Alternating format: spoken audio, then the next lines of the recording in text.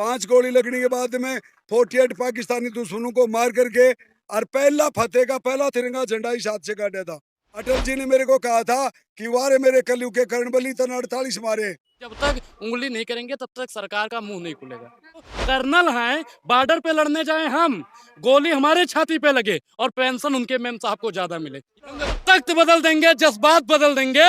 अगर प्रधानमंत्री जी ने सेना की आवाज नहीं उठाई तो पूरी सरकार बदल देंगे। जुल्मी जुल्म करेगा सत्ता की गलियारों से, चप्पा चप्पा गूंज उठेगा इनकलाब के नारों से।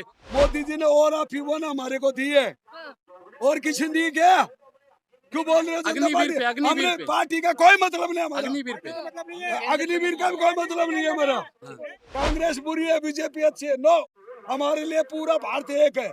सुन लेगी किसानों की सुनी थी, हाँ, जवानों की भी सुनेगी। जब 75 साल से और कोई नहीं सुना।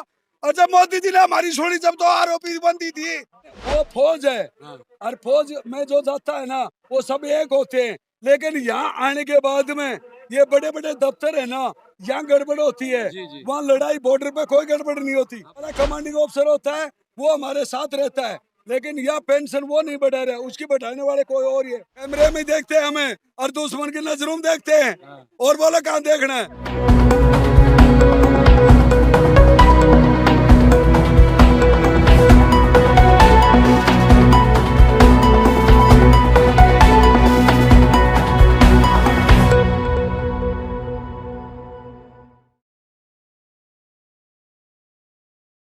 तो आप साफ तौर पर देख सकते हैं कि किस प्रकार से लगातार जवानों का धरना प्रदर्शन चल रहा है और इस वक्त भी हम जंतर मंतर पे हैं। मैं चाहूंगी कि एक बार आप जरा नजर डालिए। इस वक्त मेरे साथ मेरी शान या फिर कहिए देश की शान मौजूद है। इन्होंने हमारे लिए क्या कुछ नहीं किया, शब्दों की कमी है। बिना शुरुआत करें एक बार मैं चाहूंगी कि सर जहाँ आपकी गोली लगी है वो सरेआम कैमरा में आप दिखा दीजिए गौरव के साथ। जय हिंद तमाम मीडिया कर्मी, सोशल मीडिया को मेरा जय हिंद। मैं दिगेंद्र कुमार, महावीर चक्र विजेता, कारगिल युद्ध। कारगिल युद्ध की पहली जीत तोलोलिंग टॉप के ऊपर 5 गोली लगने के बाद में 48 पाकिस्तानी दुश्मनों को मार करके और पहला फतेह का पहला तिरंगा झंडा इस हाथ से काटा था। अटल जी ने मेरे को कहा था कि वारे मेरे कलयुग के कर्ण बलि तन 48 मारे, और हमने गोली खाई है। और हम ये कहना चाहते हैं हमारे सभी देशवासियों को और प्रधानमंत्री जी को और सभी को, डिफेंस मिनिस्टर और जितने मंत्री देश के जो चलाते हैं इस देश को, उनको सबसे अनुरोध है, हम फौजी है, हमारा सम्मान चाहिए, हमारा हक चाहिए।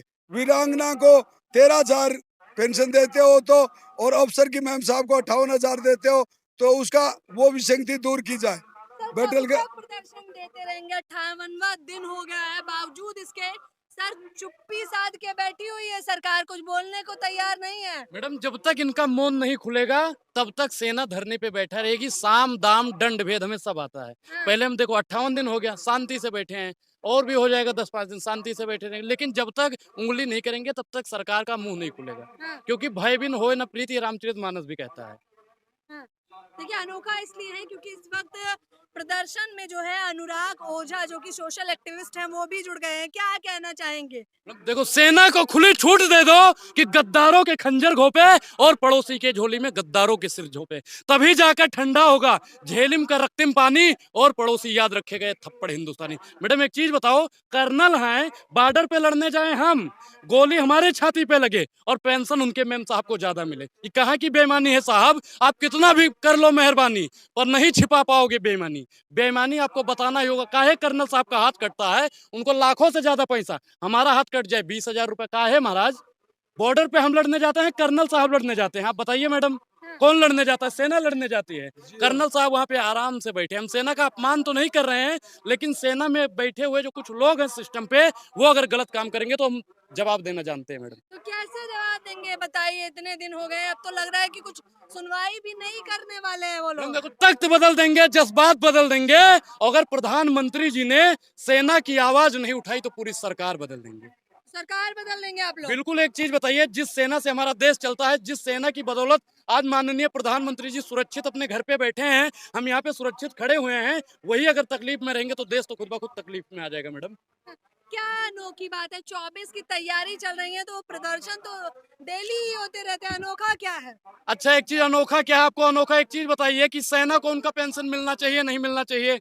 उनको उनका अधिकार मिलना चाहिए, नहीं मिलना चाहिए? तो कर तो रही है कब सरकार। करेगी महाराज, कब करेगी? कब करेगी? 58 दिन हो गया, 58 मिनट भी फोन करके या एक कॉन्फ्रेंस की मोदी जी ने? ये जो गृह मंत्री जी हैं, रक्षा मंत्री जी हैं, उन्होंने कभी कॉन्फ्रेंस की इस पे? आज तक एक भी की है नहीं, कॉन्फ्रेंस, बताइए। कितनी कॉन्फ्रेंस कर हाँ। दी है? देखो, प्रधानमंत्री जी को हमने 3 तारीख को पूरे देश से हजारों नोटिस भेज दिए, लिख करके ने मोदी जी को बोल दिया कि ए मोदी जी जाग जाग, देश का सैनिक जाग चुका है, आप कौन सी गफलत में सोए हुए हो? हम 45 लाख फौजी हैं और 90 लाख हमारे माँ बाप हैं। क्या कर लेंगे? क्या? कर लेंगे? हम क्या कर लेंगे? हाँ। जब दुश्मन की गर्दन काट सकते हैं तो ना मुर्गो बोट की चोट के ऊपर तख्ता भी पलटी कर सकते हैं। नई बात नहीं है प्रदर्शन देना, डेली होता रहता क्या है। होता है? जब रहता जब है जुल्मी जुल्म करेगा सत्ता की गलियारों से, चप्पा चप्पा गूंज उठेगा इनकलाब के नारों से। ये सेना 90,000 है, सैनिक 45, ये रुकने वाले नहीं है, थकने वाले नहीं है। हम इनके साथ में, इन लोगों का साथ रहा ना तो पूरी सरकार बदल जाएगी 24 में, देखना। हाँ। मैडम, सेनाओं का पैसा हड़प करके बैठ गए, उनकी विधवाओं को 13,000 दे रहे और सरकार बड़े बड़े। नहीं हड़पी है, समझिए थोड़ा। अच्छा, आपको। अफसरों ने हड़प रखा है। अगर अफसर की उंगली की जाए, अफसर को आदेश दिया जाए, माननीय प्रधानमंत्री जी, गृह मंत्री जी, रक्षा मंत्री जी उस पर कॉन्फ्रेंस करेंगे तो क्या जो सेना के अफसर बैठे हैं उस पर ध्यान नहीं देंगे? हाँ। आपको नहीं लगता है कि ध्यान देंगे? अफसर भी कहीं ना कहीं करप्ट है मैडम, ये बेईमानी से। हाँ। मात्र 58 दिन ही तो हुए हैं, अभी तो शुरुआत है। जवान है तो तैयारी तो होगी ना लड़ने की। अच्छा, ये अग्निवीर इसीलिए लाए थे महाराज, ये अग्निवीर इसीलिए लाए थे, इसमें भी बेईमानी है हाँ। कि 4 साल करो उसके बाद में धक्के मार के निकाल दो, कोई पेंशन नहीं। 25% रखा जाए, किसको रखेंगे भैया, किसको रखेंगे? एक चीज बताइए, हम जाते हैं अग्निवीर में, ठीक है, और फिर 4 साल के अंदर ही अगर शहीद हो जाते हैं तो भैया कहा देंगे ये? हैं? ये कह रहे हैं कि 25% को रखा जाएगा। अरे भैया, 50% को रखो, 75% को रखो, 25%। ये भारत की सेना को कमजोर करने का अगर किसी ने काम किया है तो भारतीय जनता पार्टी ने करा है। ना भाई, गलत बोल रहे तू, आप गलत बोल रहे हैं। मोदी जी ने और आप हमारे को दी है, हाँ। और किसी ने दी क्या? क्यों बोल रहे हो? जनता अग्निवीर पार्टी, पे, अग्निवीर हमने पे, पार्टी का कोई मतलब नहीं हमारा। अग्निवीर पे। अग्निवीर का भी कोई मतलब नहीं है हमारा। आप सोच रहे हैं, मैंने क्या कहा आपको कि मेरे सामने गलत शब्द नहीं बोला। मोदी जी ने रेवाड़ी में हमारी मीटिंग करी, वो आरोपी 1 दिया हमारे को, बहुत बहुत धन्यवाद है उसके लिए मोदी जी को। अब जो भी संगति है वो हम दूर कराएंगे। हम ये नहीं कहते कि बीजेपी खराब है, कांग्रेस अच्छी है, कांग्रेस बुरी है, बीजेपी अच्छी है। नो, हमारे लिए पूरा भारत एक है। समझ में आई आपको? सरकार सुन तो नहीं रही है ना। सुन लेगी, किसानों की सुनी थी, हाँ, जवानों की भी सुनेगी। जब 75 साल से और कोई नहीं सुना, और जब मोदी जी ने हमारी सुनी जब तो आरोपी बनती थी, हाँ। अभी भी सुन लेगा। भरोसा है मैडम, पूरा। किसानों की भरोसा है। सुनी थी तो जवानों की ये सुनेगी। सुनेगी, किसान क्यों और नहीं जवान सुनेगी? से ही देश चलता है, किसान और जवान से ही देश चलता है। किसानों की अगर मांग पूरी हुई थी तो इस जवानों की मांग पूरी हो जाएगी। हाँ।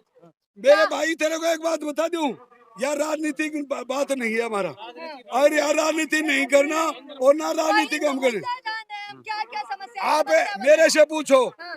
ठीक है ना? बताइए। मैं ये पूछूं, हमारी समस्या नंबर 1 MSP बराबर दी जाए, ये मांग है हमारी। डिसेबिलिटी बराबर दी जाए, ये मांग है 2 हमारी। तीसरी, जो हमारी विधवा पेंशन है वो बराबर दी जाए, ये 3 मांग है। और जो भी संगति है ना वो दूर करी जाए। क्या क्या विसंगतियां हैं, समझाइए जरा विस्तार से। वो विस्तार से संगति नंबर 1, जो युद्ध के अंदर बैटल कैजुअल्टी होता है जवान, हाँ। उसको एक को 20,000 रुपए देते और अफसर को देते 2,52,000। नंबर 1 विसंगति। अफसर की मैम साहब को देते 58,000 रुपए विधवा पेंशन, हमारे को देते 13,000 रुपए। और बोल क्या पूछना चाहते हो? हाँ, बताइए, यही करते रहेंगे क्योंकि MSP हमारे जवानों को देती है 5200 रुपए, उनको 15,000। क्या कहना चाहेंगे मैडम अनुराग? देखो, ये बेईमानी है। नहीं, सेना लड़ती है वहाँ पे बॉर्डर पे, हम लड़ते हैं, ये चाचा लड़ते हैं, और वहाँ पे कि इनको किसी को 52,000, किसी को 13,000। ये सिस्टम में गलती है, सरकार को भी चाहिए और जो मंत्री वहाँ पे बैठे हैं, जो बड़े बड़े अफसर हैं, कि बराबर का अधिकार मिल जाना चाहिए। एक चीज बताओ, कर्नल और कमांडो और फिर जितने भी सेना के मतलब सिपाही हैं, सबको बराबर का अधिकार मिल जाएगा तो गलत है क्या? बराबर मिलना चाहिए ना। आप बता दो, सिपाही वहाँ पे बॉर्डर पे लड़ने जाता है, कर्नल लड़ने जाता है, सूबेदार अरे लड़ने भाई, जाता है। 97% सैनिक होते हैं जी सर। और 3% अफसर होते हैं। वही। लेकिन वो फौज है हाँ। और फौज में जो जाता है ना वो सब एक होते हैं। लेकिन यहाँ आने के बाद में ये बड़े बड़े दफ्तर है ना, यहाँ गड़बड़ होती है। जी, जी। वहाँ लड़ाई बॉर्डर पे कोई गड़बड़ नहीं होती, हाँ, बॉर्डर पे गड़बड़ नहीं कोई नहीं होती गड़बड़। जो ठीक है, सिस्टम पे बैठे वो लोग हमारा हैं। कमांडिंग ऑफिसर होता है, वो हमारे साथ रहता है। लेकिन यह पेंशन वो नहीं बढ़ा रहा, उसकी बढ़ाने वाले कोई और ही है। वही। कैमरे में देखकर अगर सरकार बोल रही है तो कैमरे में देखकर क्या कहना चाहेंगे? कैमरे में देखते हैं हमें और दुश्मन की नजरों में देखते हैं, और बोला कहाँ देखना है। क्या कहना चाहेंगे सरकार हम यही कहते हैं सरकार से हाथ जोड़ के विनती करके कि मोदी जी, हमें भारतीय सेना के जाबाज योद्धा हैं और हम ये चाहते हैं कि हमारी मांगे मान ली जाए। आपके पास लेटर गए हो। आखिरी में अनुराग क्या कहोगे?